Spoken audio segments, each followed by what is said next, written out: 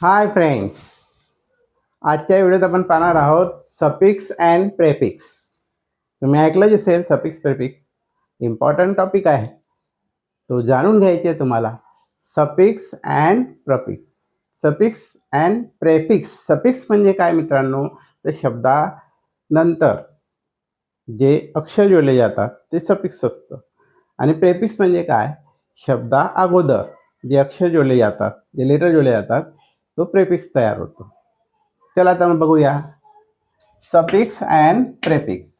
First आहे suffix म्हणजे प्रत्यय. शब्दांपुढे जोडण्याचा प्रत्यय.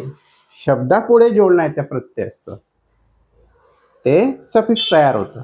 जसं for example tion, ly, ment,ous असे अक्षर जोडून सफिक्स तयार केले जातात. त्या शब्दाचे सफिक्स तयार केले जातात. Okay, for example determine. आता हा शब्द आहे डिटरमाइन. ओके, या डिटरमाइन शब्दाला सफिक्स लावून वेगळा शब्द तयार करावा लागतो. मग कसं, जसं डिटरमाइन आहे तर आपण tion लावला तर कसं तयार होईल,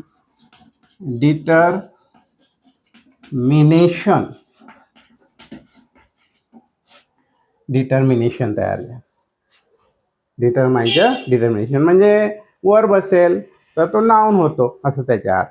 हे सफिक्स लावल्यानंतर वर्ड चेंज होऊन जातो, मिनिंग चेंज होऊन जातं. असे असतात सफिक्स प्रेफिक्स. उदाहरणार्थ पहिलं आहे डिटरमाइन, तर डिटर्मिनेशन. शेवटी काय अक्षर लावले आपण, tion. हे त्या शब्दाला लावलेलं काय झालं, सफिक्स झालं. याला म्हणतात सफिक्स.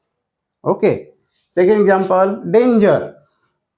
आता डेंजर हा एक शब्द आहे, त्याला सफिक्स लावून वेगळा शब्द अर्थाचा शब्द तयार करायचा. म्हणजे जसं डेंजर आहे तर आपण हा सफिक्सous लावला तर काय तयार होईल, डेंजरस.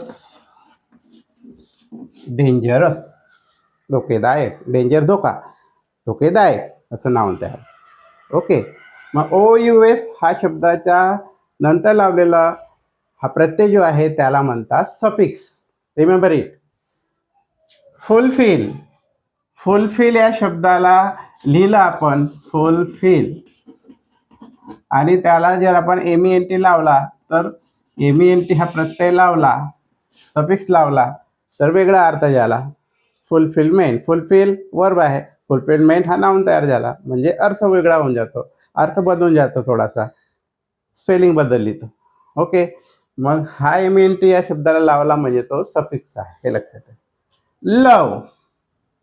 मग या लवला जर आपण सफिक्स ly लावला तर लवली तयार झाला.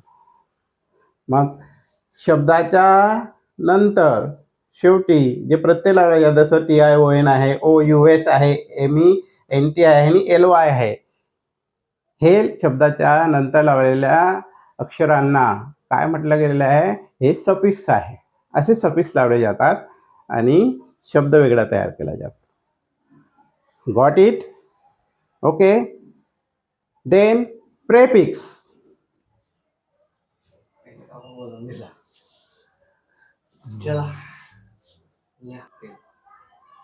आता प्रेफिक्स म्हणजे काय, उपस्वर्ग. शब्दांच्या अगोदर जोडण्याचे प्रत्यय. शब्दाच्या अगोदर जोडण्याचे प्रत्यय त्याला प्रेफिक्स म्हणतात. प्रेफिक्स म्हणजे पुढे लावले गेलेले अक्षर, आणि तो प्रेफिक्स तयार होतो. जसं un, अन, il, im, dis असे अक्षर लावून, शब्दाच्या पुढे अक्षर लावून त्या शब्दांना प्रेफिक्स लावलं जातं, म्हणजे अर्थ बदलून जातो.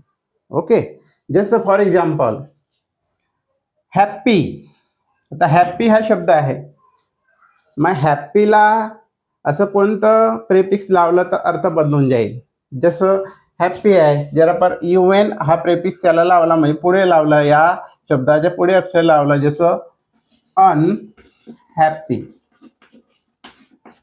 मग हॅप्पी म्हणजे आनंदी, अनहॅप्पी म्हणजे दुःखी, असा अर्थ बदलून गेला प्रेफिक्स लावल्यानंतर. पण आपल्याला प्रेफिक्स काय आहे ते जाणून घ्यायचे. प्रेफिक्स म्हणजे त्या शब्दाच्या अगोदर जे अक्षर लावले जातं ते प्रेफिक्स असतं. जसं अन हे प्रेफिक्स झालं. ओके. Second example, possible.